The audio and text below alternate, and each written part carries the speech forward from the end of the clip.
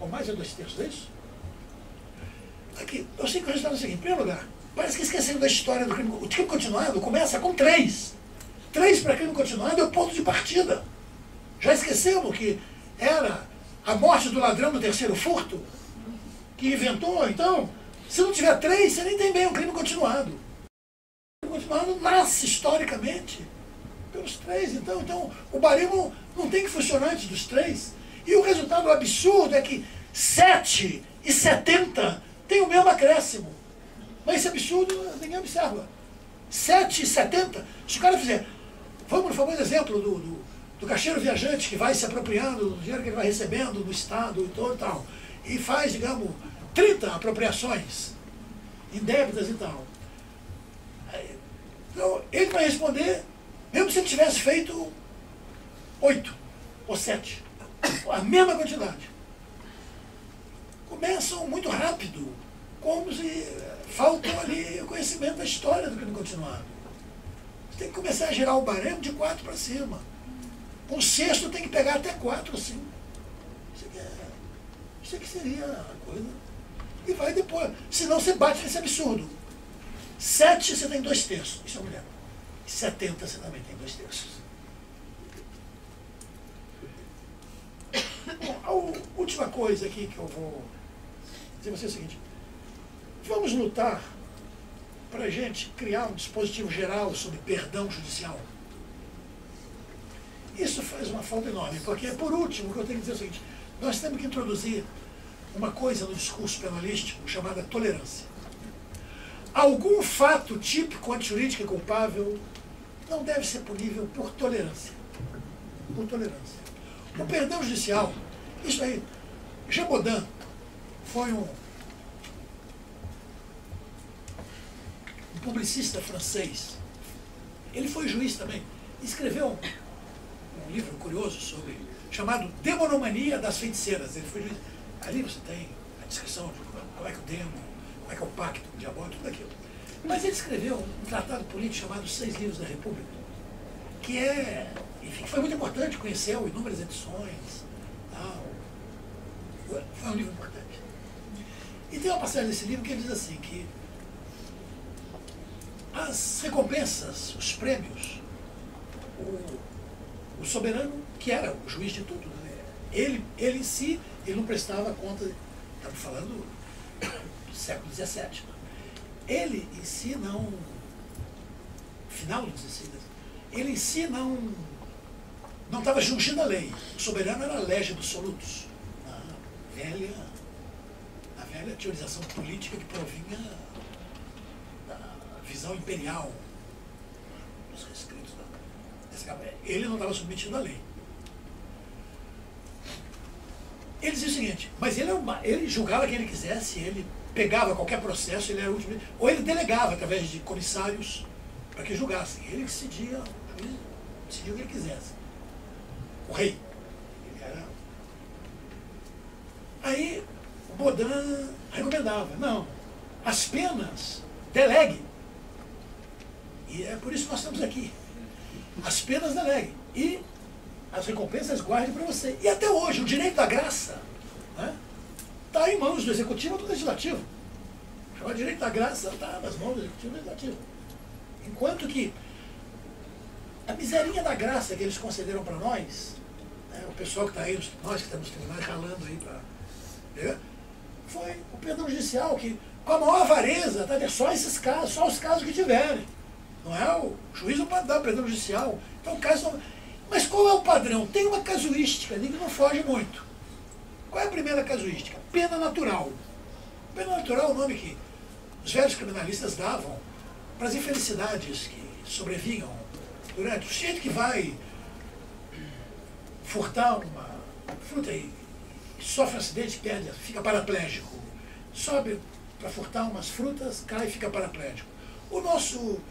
Por uma coisa, até foi uma introdução nossa, fomos nós que fizemos aqui no Instituto de Ciências Penais, aquele parágrafo 5º do artigo 121, aquele perdão judicial.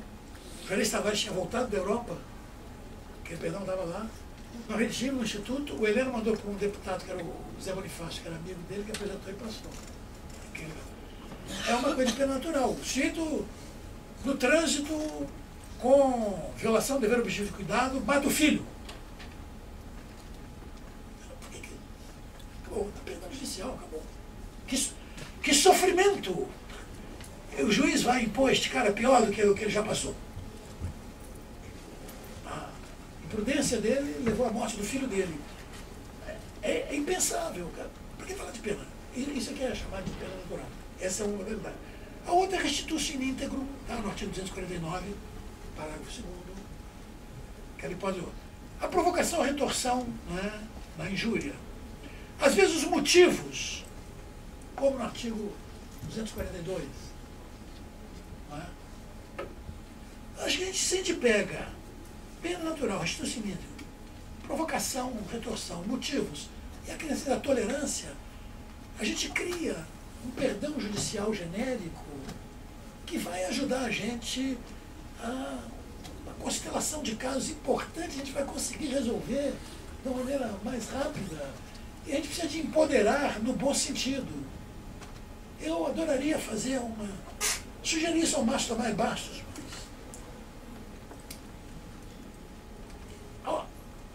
Quando a gente quiser equilibrar as relações de poder entre Ministério Público e juízes, no primeiro grau, que é o importante que é ali, a gente tem que fazer algumas coisas simples, com as quais eu termino aqui. Primeiro, o Ministério Público, o pedido do Ministério Público de arquivamento é decidido pelo escrivão que manda arquivar. O juiz não precisa tomar conhecimento. O pedido de arquivamento, ou então, se for o juiz, um despacho de carimbo. Porque, fora disso, é um juiz inquisidor.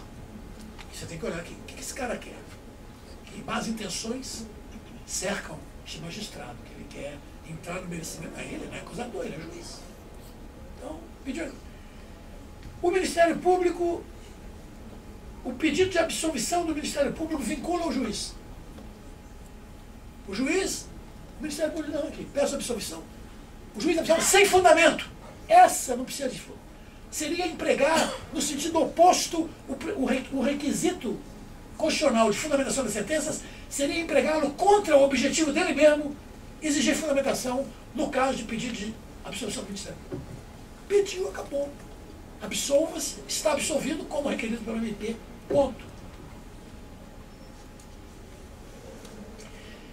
Quando o Ministério Público pedir pena, o Ministério Público teria que pedir a pena exata. Eu tenho que fazer uns cursos lá na escola do Ministério Público para aplicação de pena, que não é exatamente a coisa mais fácil do mundo, mas seria legal, seria importante. O Ministério Público tinha que fazer o cálculo ali. Dizer, olha, a pena que eu peço para este roubo é a mínima, 5 anos e 4 meses, roubo qualificado, 5 anos e 4 meses. E isto é o limite do juiz. O juiz não pode dar um dia a mais do que a pena que o Ministério Público pediu. Pode dar para menos. Para mais não. E, para equilibrar de tudo, o Ministério Público não teria recurso de mérito da absolvição. Aí você empodera o juiz. Aí você empodera o juiz. Como, aliás, para quem acha, não é, que os Estados Unidos é o melhor país, como é nos Estados Unidos? Onde não tem. Por quê? Eu falei mal da simetria, né? O duplo grau de jurisdição é uma garantia individual, é assim que ele está nos tratados internacionais. É uma garantia do indivíduo. Eu tenho o direito humano fundamental de, se for condenado, que um outro tribunal, um colegiado, reexamine a minha condenação. Este é que é o princípio. Mas se eu for absolvido, o Ministério Público não tem o direito ministerial de fazer um segundo. Eu fui absolvido. E aí equilibraria, num bom sentido, os poderes do Ministério Público com... haveria um equilíbrio. Muito bom. Empoderando, enfim, no sentido libertário. Estou às ordens de vocês aí para a gente poder ir para casa.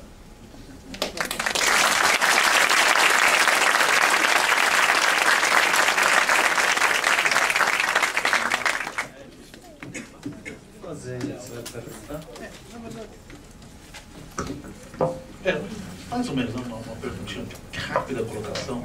Eu fiquei muito contente de ver o professor falando aqui sobre a ideia do perdão judicial. A gente tinha montado um grupo aqui junto com IBCCRIM, o GPEC, a Defensoria, a JD, etc. e tal, para discutir propostas para fazer uma réplica das propostas das 10 medidas, serão 10 medidas desencarceradoras. E a sugestão que eu dei, nem sei no final se foi aprovada, porque tinha uns 50, 80 sugestões, era justamente essa, de fazer a ideia do perdão judicial e cláusula genérica. E me veio na cabeça, depois de julgar um caso, que era de uma funcionária pública que ela estava sendo processada por adulteração de cartão de ponto.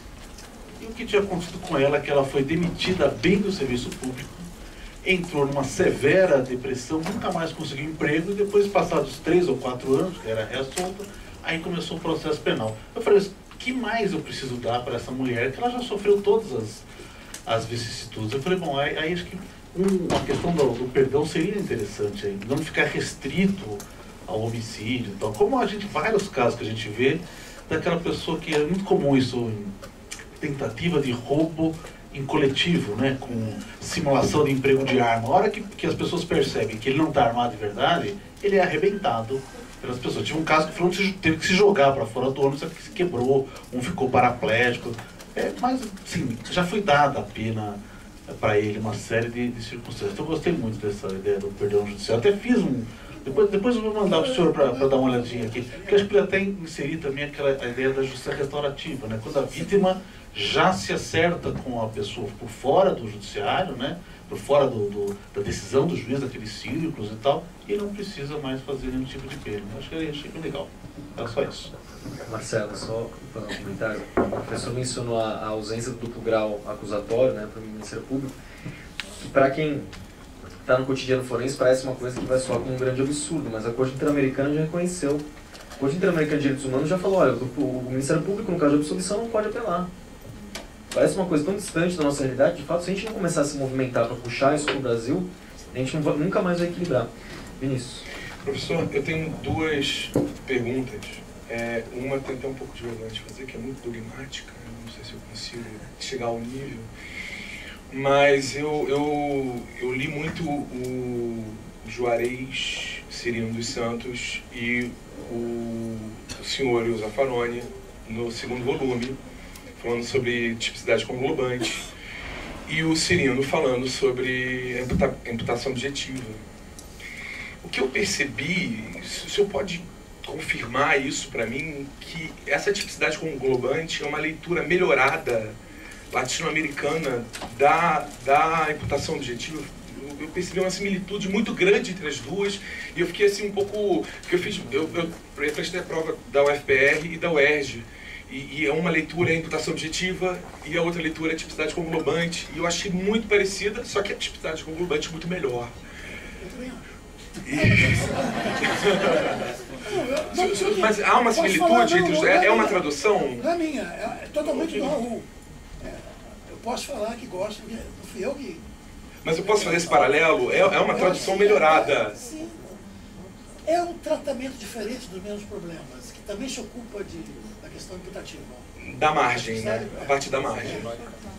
Também tenta resolver essa questão. Legal.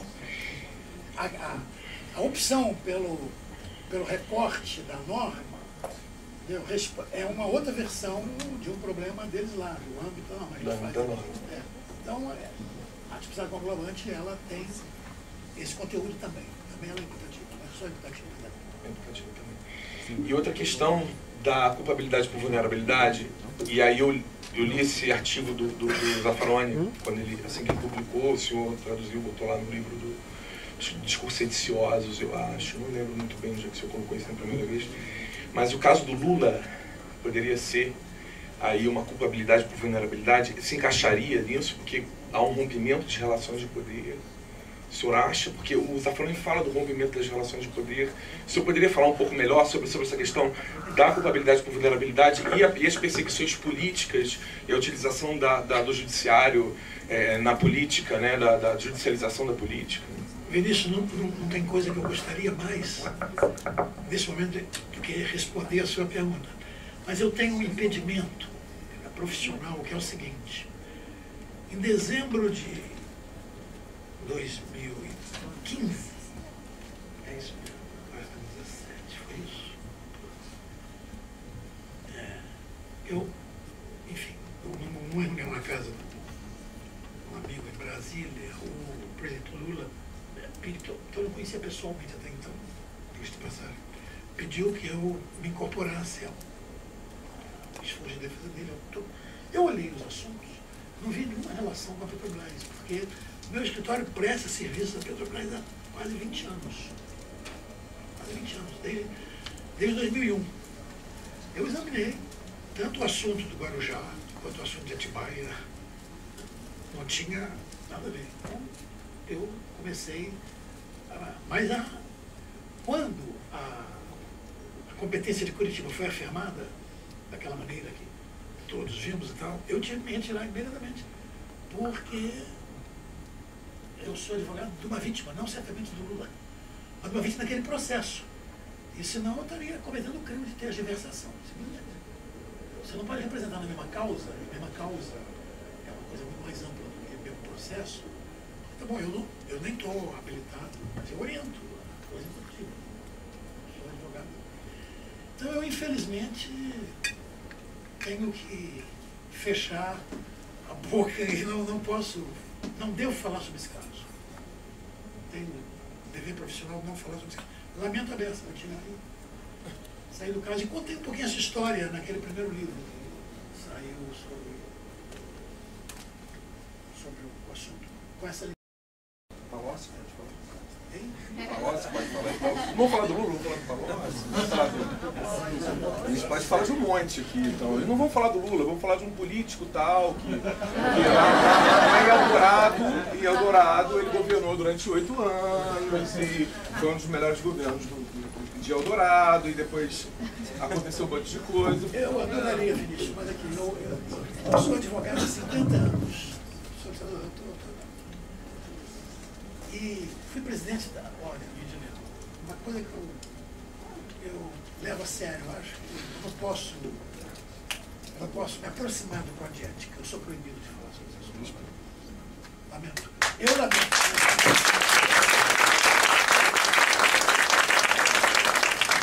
Pessoal, vamos fazer uma... O senhor... Não? Eu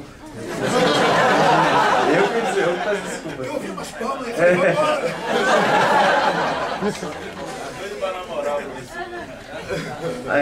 Fazer uma rodada breve de perguntas. Já tem um inscrito, mais alguém? Ali em cima. Tá bom. Eu vou ser breve, mas não vou perder a oportunidade, professor Nilo. Não sei se pelo tempo dá, mas se o senhor puder, em linhas gerais, uma apreciação crítica sobre o estágio da teoria do delito, notadamente funcionalista, e dos riscos do normativismo que ambas as correntes propõem, eu gostaria muito.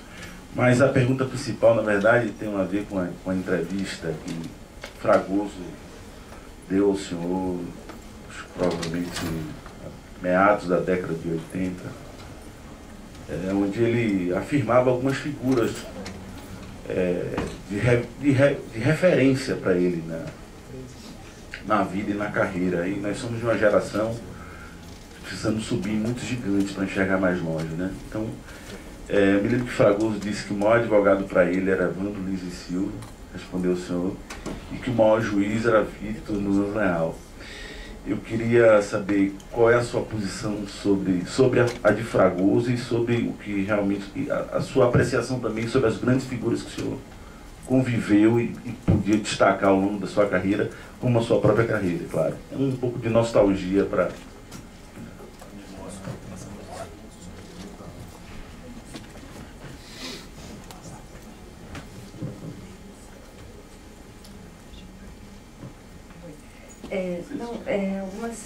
umas perguntas rápidas, mas que eu acho que a gente tem algumas armadilhas assim também hoje mais criminalizantes que talvez a gente tenha que pensar, então eu queria ver se o senhor tem alguma opinião. Por exemplo, a prescrição, que já não poderia agora contar até o recebimento da denúncia, não tem marco. se o senhor vê alguma inconstitucionalidade nisso, que é um problema que, na verdade, acho que a gente vai demorar um pouco mais para se deparar, porque é uma lei recente, 2010. Então, daqui a um tempo, eu acho que isso vai ser um problema grande. E eu vejo um problema muito sério, que assim, eu sou defensora pública federal, e no âmbito da defensoria é muito difícil a gente lidar com questão de absolvição, né? A gente lida com dosimetria. E aí, nesse ponto, tem alguns problemas que eu acho graves, por exemplo, a questão de atenuante não poder reduzir a pena abaixo do mínimo, né? Isso é uma coisa muito grave, que, enfim, gera uns desvios grandes. E aí eu acho que tem um problema grande nisso, um vilão nisso, que é essa centralidade da jurisprudência no direito penal, né? A questão da súmula, de precedente, que tem impedido o acesso a tribunais superiores. Então, eu queria, enfim, ver o que o senhor acha disso. E só um último comentário, que o senhor mencionou do crime continuado, e tem uma coisa que eu vejo, talvez seja uma especificidade da Defensoria Federal, que é uma coisa que vem num crime muito específico, que é aquele estelionato previdenciário. Então, às vezes, funcionário do INSS, que tem algum, enfim, eles puxam a matrícula, o cara fica com um monte de imputação. E aí, qual é a solução? Eles fazem... O Ministério Público Federal oferece 200 denúncias. E aí eles decidem que a continuidade delitiva vai ser decidida num processo de execução. Então o sujeito ele fica com uma pena de 200 anos. Enfim, e a gente não consegue isso num âmbito também de um processo, os tribunais não reúnem para uma série que a gente tem. Depois também tem esse problema da burocracia dos órgãos judiciais, que daí a gente não cuida da execução, que vai cuidar da Defensoria do Estado. Então tem tudo isso, enfim, só esses comentários. Acho melhor ir respondendo, porque senão eu vou esquecer. Olha, todo mundo é muito preocupado, mas estamos bem vacinados contra aí esse funcionalismo sistêmico. Aí, a Jacobs é uma coisa terrível, é preciso muito cuidado. E ele é astucioso, ele é inteligente e tal, mas ela realmente é um perigo. Roxin muito menos, né? Porque Roxin é mais firme. Roxin acredita tem uma concepção legitimante de pena, entendeu? É um problema. São os limites e tal. A gente tem que colher. Roxin tem uma colheita maravilhosa. O trabalho teórico dele é de um nível muito bom e tal. Mas tem essa questão central, entendeu? Ele não contatou um pensamento mais crítico, entendeu? Então ele sucumbe, às vezes, a esses mitos da prevenção integrativa e tal. O outro não, o outro é perigoso. Essa entrevista que você está falando é uma coisa curiosa, você está lembrando dela como uma entrevista, né? Esse é um texto que eu escrevi na forma de uma entrevista, né? Mas logo após a morte de Olhão. Aquilo eu peguei textos de vários artigos, conferências dele, e inventei uma entrevista com o morto. Ele já estava morto. E cortei aí isso. Mas... E tem uma introdução sobre a chegada dele, né? Que interessante. Porque é um escrito com ele morto, é um escrito em homenagem a ele com ele morto. Eu inventei a entrevista, mas as palavras dele são dele. E as perguntas? Eu encaixava a pergunta e levantava as respostas. E eu conheci os dois, né? Conheci muito Evandro Lins e Silva. Tive a honra de... Ele gostava de trabalhar comigo em advocacia. Trabalhei com ele. Enfim, era uma pessoa admirável. Escrevi um texto sobre ele que, se quiser, escreve lá para o Instituto, eu te mando. Está publicado no livro em homenagem a ele. Foi lançado. Ele mudou o estilo do júri, o Evandro. Mudou. Eu diria que o Evandro mudou o estilo da sustentação advocatícia do júri. Ele substituiu um estilo que era mais operístico.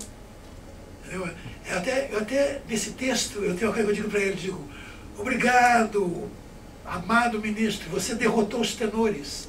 E aí todos os advogados roucos serão eternamente gratos a você. Porque a partir do Evandro foi possível discutir direito no júri também. Então, gente que não tinha a voz do papel, eu, por exemplo, nunca poderia, do velho estilo que prevalecia até o Evandro, enfim, derrotar os tenores. Eu nunca, porque enfim, com a voz que eu tenho, como é que eu ia discutir, né, com um grande tenor, com um vozeirão lá, um barítono maravilhoso, porque era isso, aqueles vibratos, entendeu? Porque essa mulher... Isso é uma estética. O júri dos anos 50, como estão muitos publicados, tem o livro do Araújo Lima, Os Grandes Passados do Júri, Romero Neto foi um grande advogado, minha defesas penais, esse pessoal publicou um pouco daqueles casos, daquele período, tem aquele período ali dos anos 50, que as mulheres começaram a matar os homens. As feministas, olha, tem um momento que pode ser considerado assim, porque uma espécie de uma explosão inconsciente de feminismo, quer dizer, mas sim, e desde casos assim, Olga Sueli, Fera da Penha, aquela mulher da Ilha do Governador, Zulmira Galvão Bueno, que é um caso, eu até comentei esse caso com o professor Tedirino, com quem eu conversei ontem, porque é o seguinte, esse caso é fantástico. Zulmira bate na casa do Evandro Luiz Silva e diz: doutor Evandro, o Estélio Galvão Bueno, família, morava no Rio, a família vocês conhecem. Estélio Galvão Bueno, Estélio me disse que se eu precisasse de um advogado, procurasse o senhor. E estou fazendo isso. Pois não, o que houve? Eu matei Estélio. Isso aconteceu. Evandro Condição, Espaço Perdido. Ele conta isso? Então, Evandro é um grande. E, fim do mundo, eu tive uma grande felicidade, porque eu fui professor da Gilca, que era a mulher dele. E, enfim, conheci até a morte dele, foi uma morte, ele morreu de cirurgia. Não tinha que ter feito aquela cirurgia. Não, mas foram personagens fantásticos, pessoas, juristas. Vitor, Coronelismo, Enxada e Voto continua a ser um livro fundamental para a gente conhecer as práticas políticas, a formação nacional brasileira, contribuição importante. Essa lei de 2010 é uma lei incrível, né? É incrível, E a imprescritibilidade entrando pela porta dos fundos, como se fosse um direito que esteja no tratado inteiro, como se fosse uma restrição de direitos. E como, depois que a Constituição avocou a si essa coisa de imprescritibilidade, como se você pudesse aumentar o rol da Constituição por lei ordinária sem colocar uma discussão. Só gente que gosta mesmo, que adora poder punitivo, que acha que pena é a melhor coisa, que sofrer é muito bom. Só este sadomaso punitivista é que pode fazer isso sem doer a consciência e estar expandindo. Ali, aquilo foi, eu conheço aquele projeto e tal, aumentou de 2 para 3, coisa, e cortou. Aquela coisa mais sensata do mundo, né? Porque o tempo continua correndo, né? Correu ali, e há uma total racionalidade, né, na prescrição retroativa. É que, se fosse importante, não tinha passado aquele tempo. Isso é uma coisa implacável, porque ela acontece. E a prescrição é muito... Até a linguagem dos tribunais é como se a prescrição não tivesse a sua cidadania jurídica, né? Às vezes o tribunal não, sob o manto, sob o lençol, como se alguma coisa obscena tivesse acontecendo, sob o manto, sob o lençol da prescrição. Já vi isso em decisões de acordos. Olha que olhar para o Instituto da Prescrição. A outra coisa era... aquela súmula que não tem base em nada, que é errada, que é um erro. Aquela súmula é um erro. Aquela súmula é uma vergonha para o STJ. Só que o nego não percebe. O nego não percebe que é uma vergonha para o tribunal, aquela súmula. Não tem fundamento. Não há nada. Como é que você pode restringir? Estão legislando. Mas andam legislando. Né? Aquilo ali é legislação. Reuniram lá e a Constituição legislaram. Paciência, é completamente errada, claro. Mas a predominância da jurisprudência é na prática. Na prática. Porque a contribuição da jurisprudência para, enfim, a teorização jurídico-penal, uma coisinha assim, você tem aqui um juiz ali, e sempre são exceções, sempre são olhados até esquisitamente, né? Incrível isso, né? Os juízes progressistas, mais ilustrados, é verdade. São olhares de no Rio são. Sou perseguido. Eu defendi 4 juízes. No Rio de Janeiro eu defendi 4 juízes. Quer dizer, eu participei da defesa. Que participaram do ato contra o impeachment. Sabem qual foi o centro da defesa? Que eles não estão pensando, mas acha que vai fazer isso? Eu falei, quero fazer isso. É isso que eu vou fazer. Eu pedi a alguém que olhasse nas redes sociais e pegasse todos os magistrados do Tribunal de Justiça que tivessem participado a favor do impeachment. Fiz um envelope, botei aquela porcaria toda dentro. Uma ia jogar, Deus por impedida, toda indignada, como se tivesse sido ofendida. Peguei lá com a bandeirinha do Brasil, lá, Pochésima.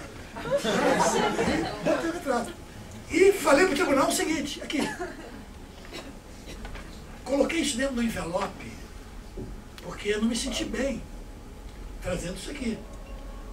Mas quero dizer que essas pessoas tinham todo o direito de participar de um ato a favor do impeachment da presidente. Tinham direito. São magistrados, desembargadores que participaram. Agora, o que o tribunal vai ter que explicar a história é por que os que participaram de um ato contra estão aqui como réus e os outros ninguém fala nada. A mulher saiu, ela estava. Se deu por impedida. Perdemos um voto. O senhor não jogou fora esse jogo. Está no processo. Não, eu chutei. Chegou o CNJ. Chegou o CNJ, está lá no CNJ. O CNJ, se o CNJ condenar, vai ter que explicar por que não condena. Não, está no processo.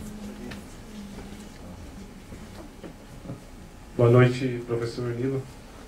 Em primeiro lugar, gostaria de compartilhar com o senhor uma experiência que eu tive quando cursei mestrado em 2011. Eu tive aula com uma criminóloga inglesa chamada Barbara Hudson. E dentro desse cenário de pensamento colonizado, eu pude fazer a pergunta reversa e questionei se ela conhecia os textos de autores brasileiros. E ela citou o senhor como exemplo. Não sei se o senhor conheceu, mas fica aqui Conheço. A criminóloga, obrigado. A criminóloga inglesa. O feedback dela. A minha questão... Já publicou com a gente lá. Ela. Legal.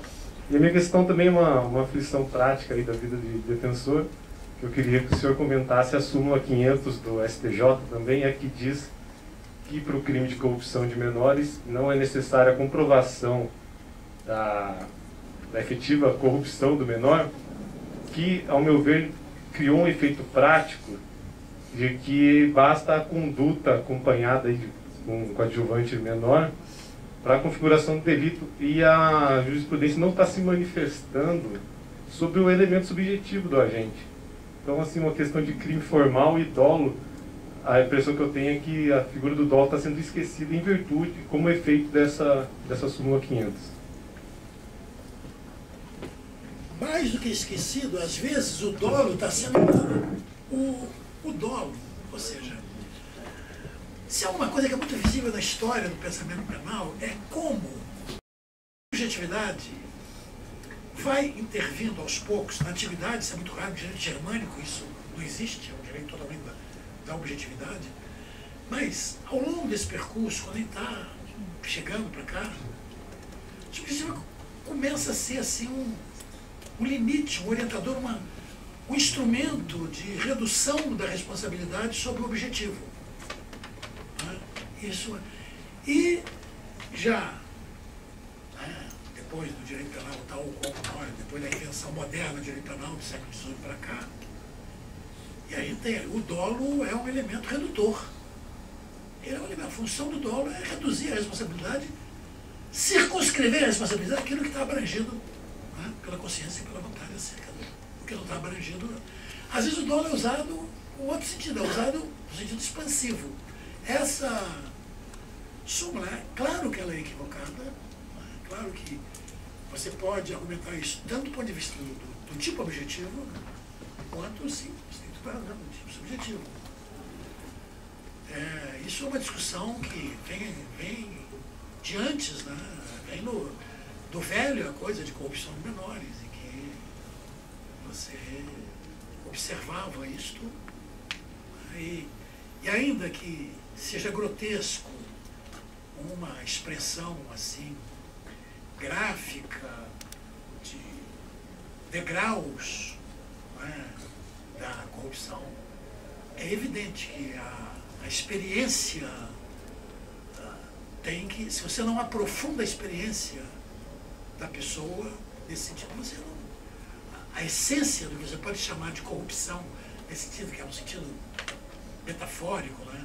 Você pode falar de corrupção de água num sentido muito fácil de ser apreendido, num sentido típico. Essa corrupção aí, se você larga ela só no sentido moral, você está dominando ela, mas você tem que usar ela no sentido da experiência, da vivência, né? Você tem que... Esse é o tipo daqueles delitos que, se você for um pouco existencialista no momento de tratá-los, você enriquece a análise, né? Você tem razão, a súmula é uma porcaria, mas a jurisprudência tem nos dado muitas porcarias. Isso temos recebido. Paciência. Pessoal, eu gostaria só de dar uma palavra final. Primeiramente, agradecer a todos os presentes, agradecer o Vinícius pelo auxílio que deu aí na condução dos trabalhos, agradecer o CPEC na pessoa do Marcelo Semer, por ter viabilizado a presença do professor Nilo e da professora Vera aqui. Por fim, professor, eu gostaria de repetir uma coisa que eu falei ontem. É impossível discutir direito penal brasileiro, criminologia no Brasil, sem passar pela contribuição do professor Nilo Batista. E por isso é uma enorme satisfação, um enorme orgulho poder contar com o senhor no nosso evento. O senhor mencionou que todo mundo aqui poderia ter escolhido fazer qualquer outra coisa hoje, ao invés de estudar direito penal. Eu digo, ainda bem que escolhemos estudar direito penal. Essa jornada foi extremamente enriquecedora e eu só tenho que agradecer ao senhor. Muito obrigado.